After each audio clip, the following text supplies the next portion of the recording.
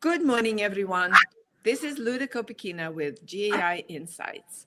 Welcome to AI Daily News, where we rate AI news important, essential, and optional, saving you time and finding some interesting trends and use cases for you to use in your own journey.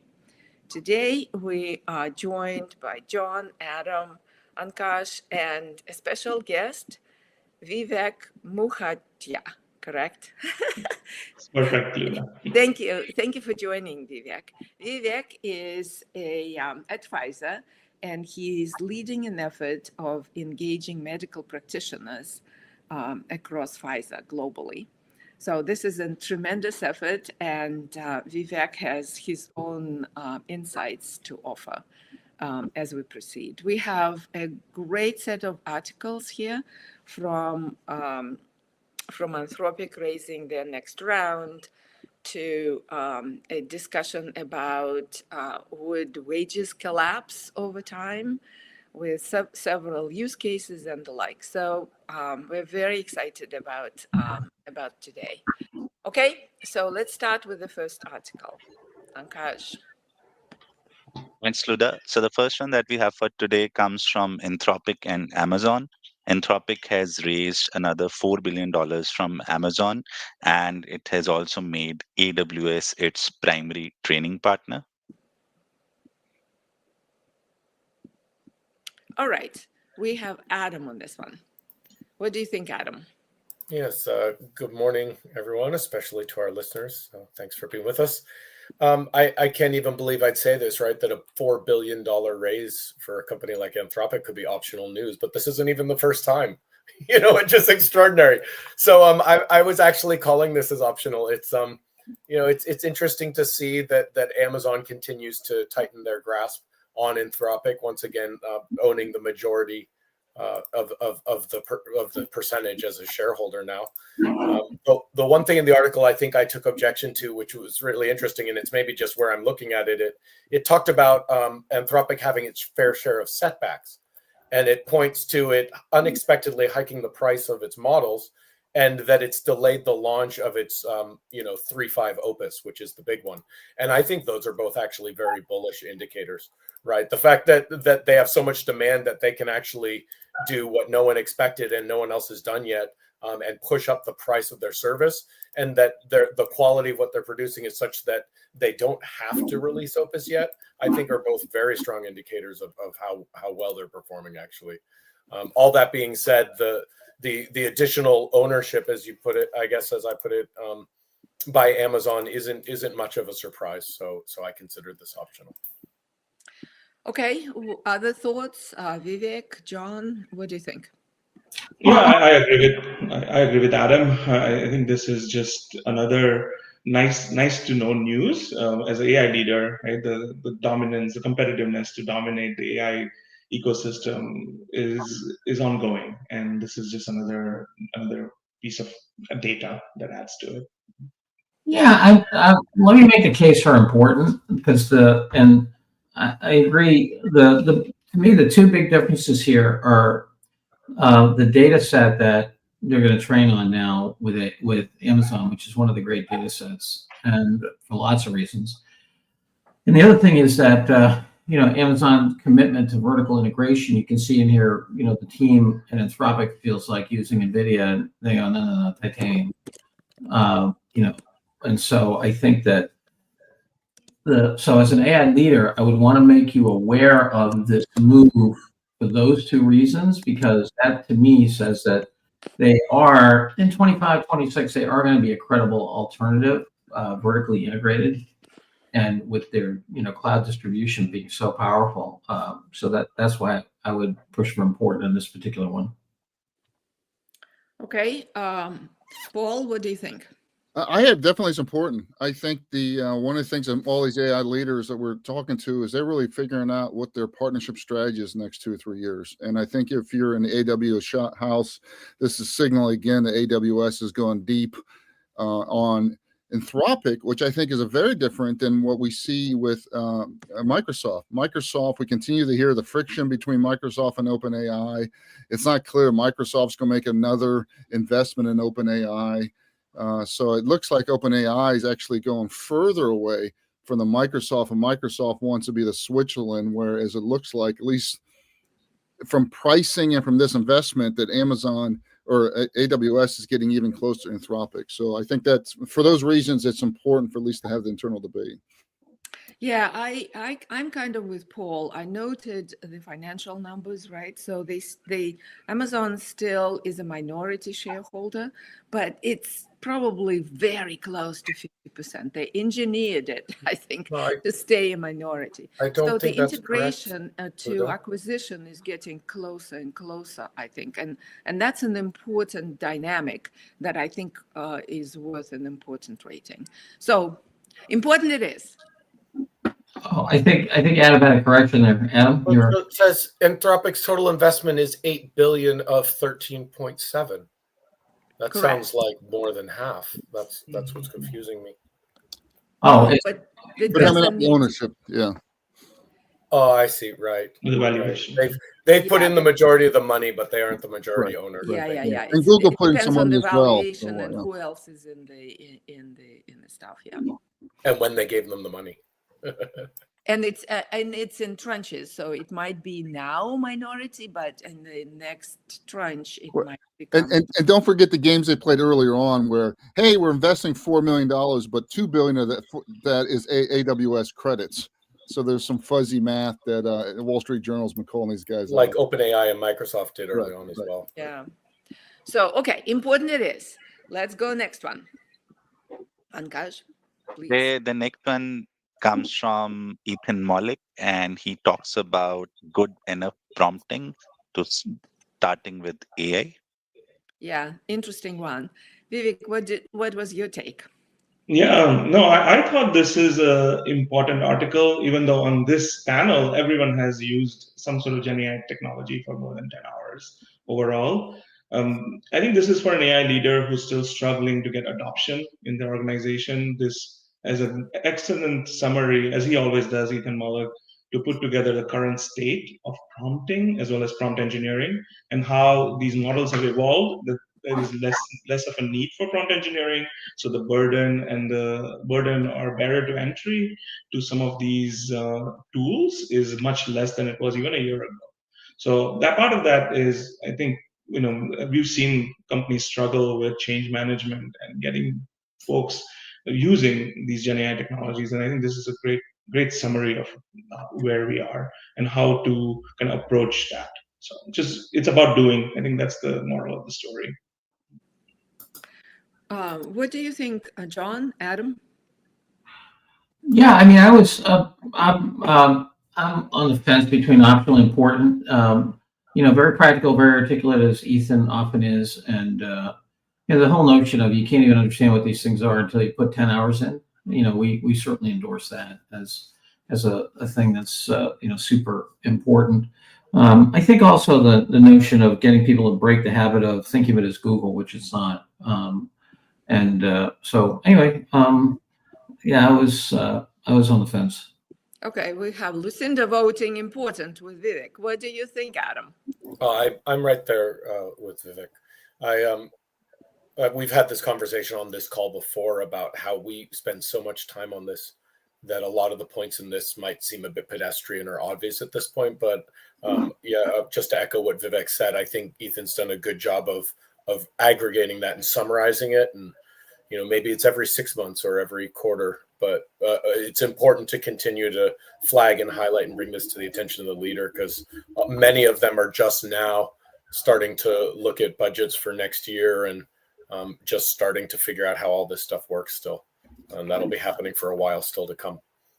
Yeah, Ankaj, if you scroll up, I think important in my book, if you scroll up a little bit, the graphic where the doctors, how the doctors engage with it, that that the doctors didn't really adopt what the AI tool was telling them. And he's trying to understand why.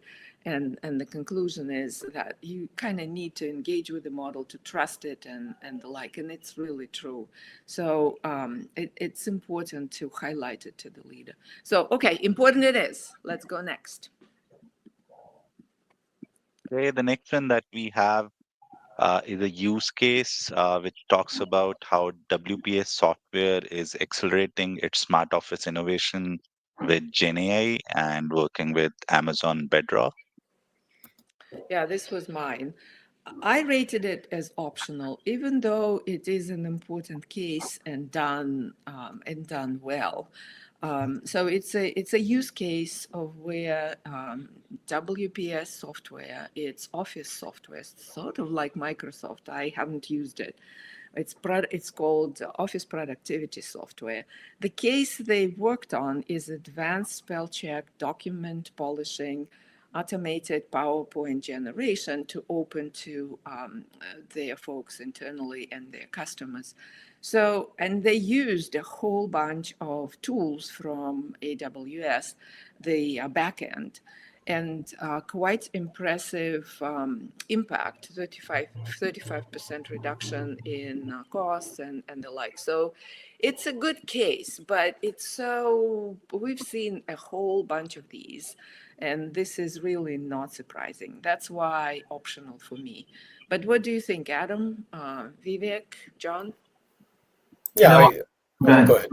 I was just going to say I agree. It's even in the last couple of weeks we've seen better use cases out of Amazon that we have highlighted. Yeah. Yeah, I agree. Luda. This is the catch up, right? These functionality has been available in Office for a long time. Yeah, but I have to give kudos to AWS. Ankash, if you scroll up, they have these little tabs that says overview, the summary, the very, very top. Yeah, 95 points for the summarization. Yeah, so it's really cool. A little bit even, yeah. So here's the tabs. Yeah. So it's very good to very accessible. The database is accessible. So if you're looking for use cases, certainly at Amazon Bedrock, there's quite a bit. But optional it is. Okay. Well, I think what's interesting here is that, I think the Trump administration is going for what looks a lot like a mercantilist policy, right? A post-globalist policy. It's going to be really complicated because WPS is Chinese backed. And I think the whole Huawei discussion and TikTok discussion is going to take off with these models because the models are going to get embedded in devices. And also, folks like WPS are going to be able to, right now, they're competing against other free services like Google Docs. As you add intelligence, and they give away more and more of intelligence, they're going to get more penetration. And AWS is a fantastic, from a strategic distribution standpoint, from an espionage standpoint, it's a fantastic distribution partner. So I just think that it's going to be really interesting. We're going to have mercantilism for the physical stuff, and then this new kind of hybrid warfare, Cold War thing with the Chinese and the Americans and the Russians. Anyway, especially the Chinese and the Americans.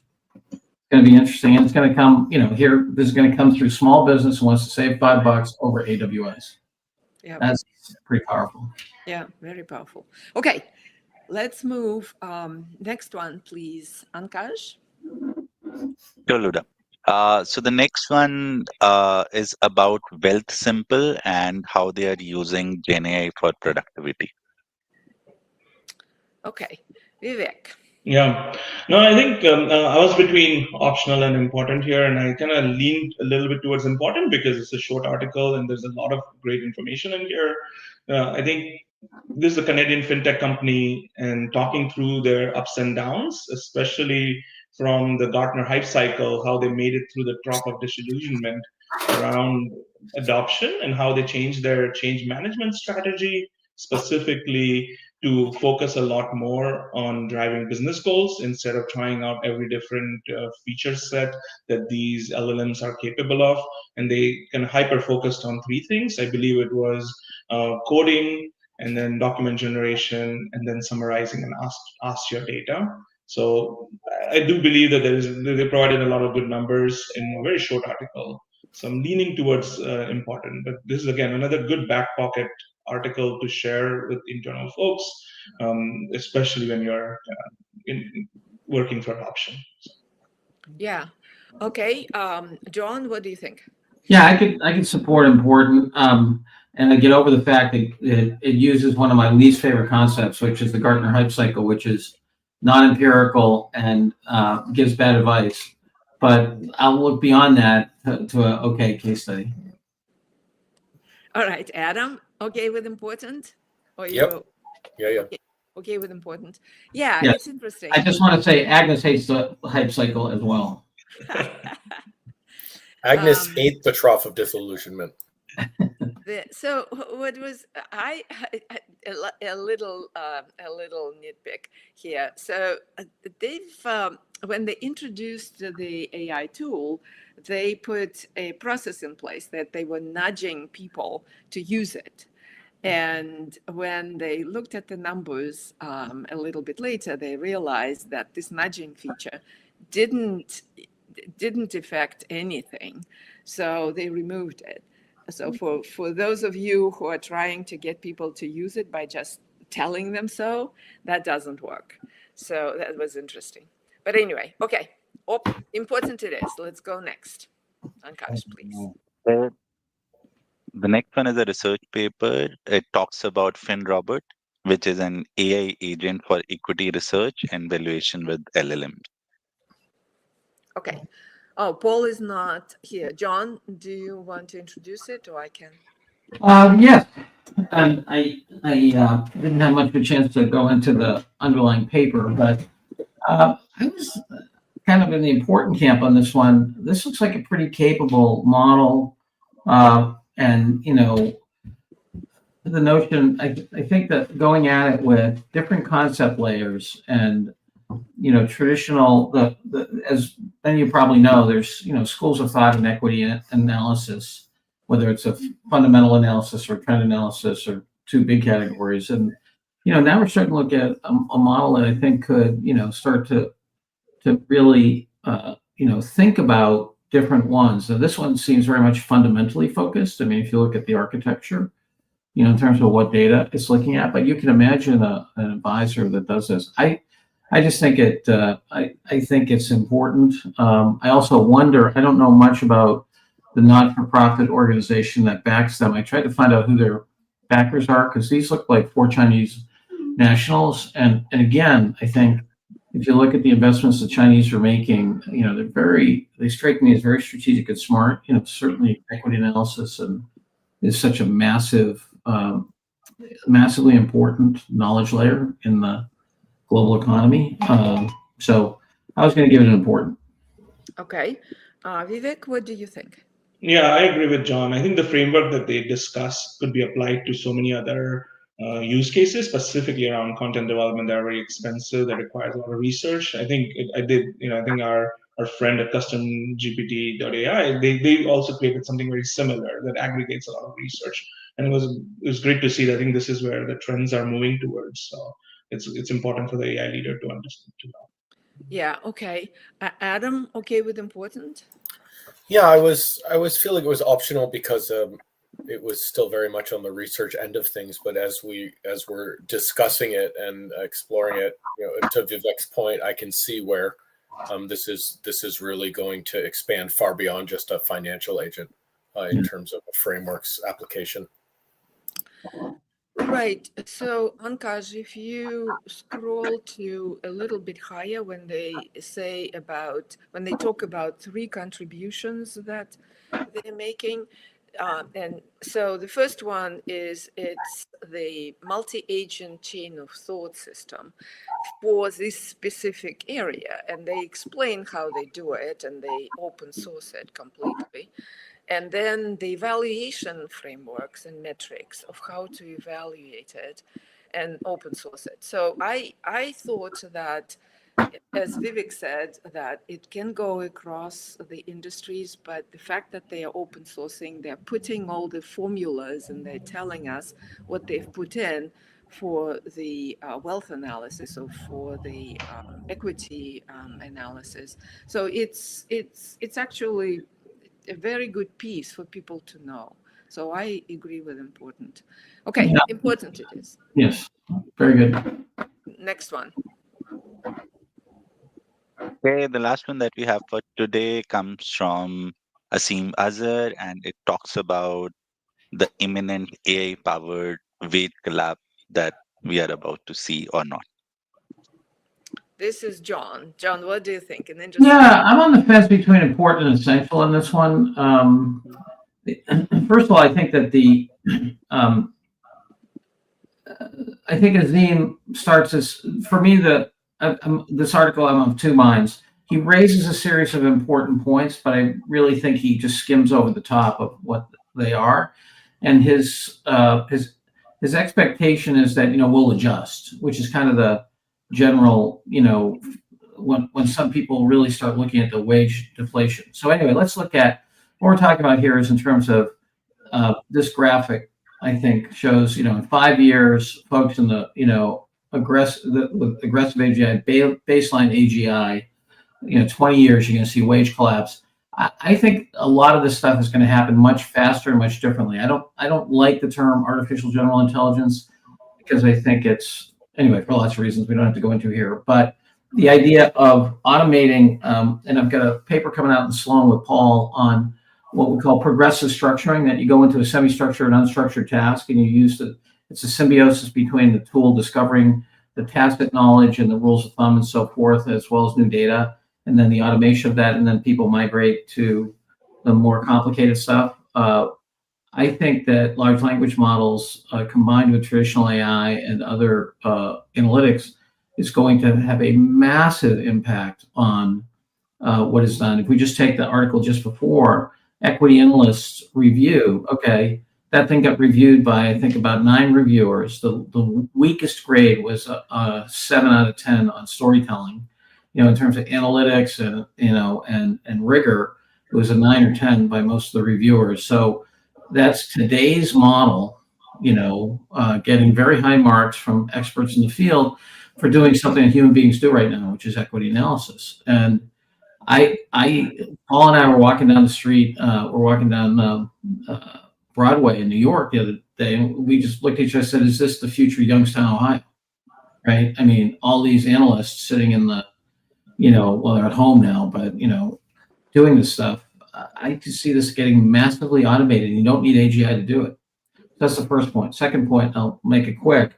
When people talk about these transitions in the past, they have to remember that we made a huge contribution to the public good most of the time. So the GI Bill after World War II, you had,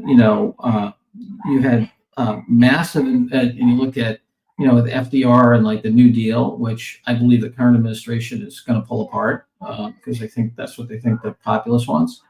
But we have to decide if we're going to have a peaceful transition as this happens, we have to decide as a nation what kind of commitment to the common good, the public library, education, transitional financing like the GI Bill was in terms of getting people to a new place. Because I think a lot of the liquidity in our labor market had to do with investments in the common good that I do not see being talked about now.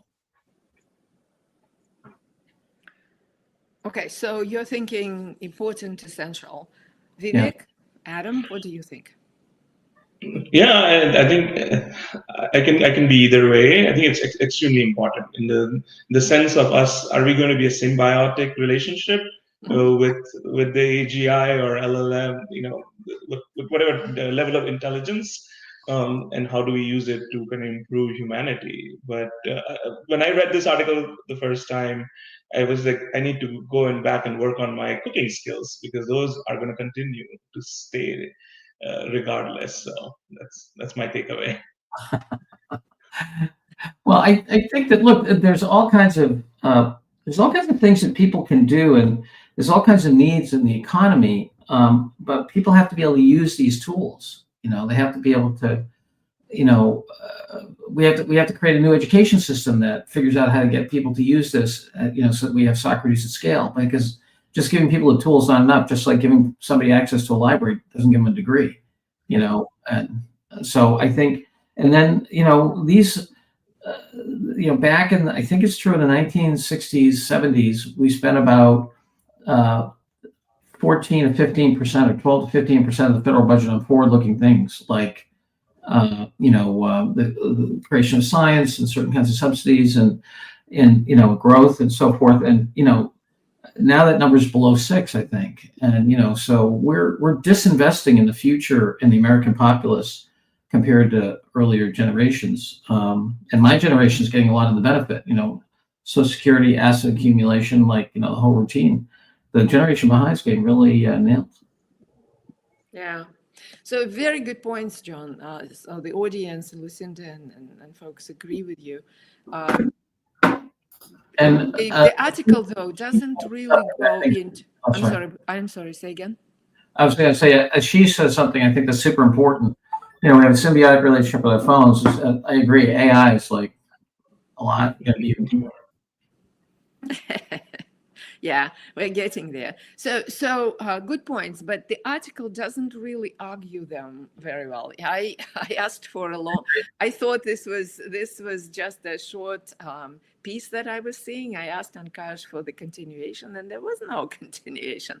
It didn't really. It's thought provoking. So I was thinking important because I think if you scroll up near the very top of this, it references the essay for the IMF last year, which is, right there, that first link, which is from last December by this gentleman. I'm blanking on his name, Koronov, I think, maybe Koronek, yeah.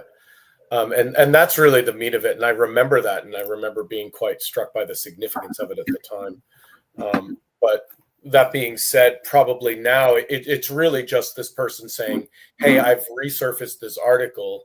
It's worth taking a look at. So I'd probably say this current news is important. What's interesting, though, I do recall when this came out, I thought it was quite significant because many people were debating not just what AGI was, but if it were even achievable. And that's less than a year ago. And it was quite a big deal at the time that the IMF was actually coming out and discussing about the horizons of AGI, which was more of a when than an if. Here we are a year later, and it's probably looking even closer than it did a year ago.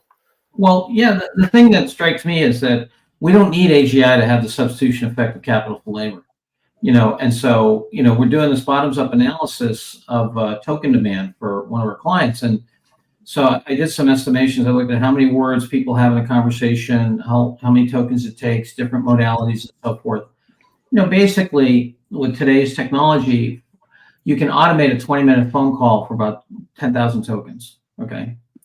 And then if you take the frontier, the high-quality tokens, the ones from the highest models, because the older models are way cheaper, literally thousands times cheaper. And you take, typical call center operators get 75,000, gets paid about $75,000 fully loaded, right?